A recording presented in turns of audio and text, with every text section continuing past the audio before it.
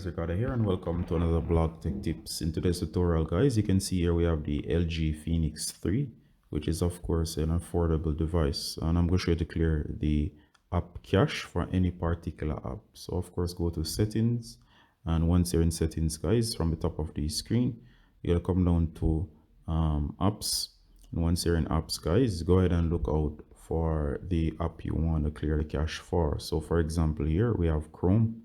And what you're going to do from here guys, select Chrome, and of course once you're in here, go ahead and find storage. Should be at the top somewhere around here, and once you do, go ahead and hit storage. It should take a while to compute, but once it computes and is completed, it should show you how much cache is available to be cleared, and you'll click clear cache.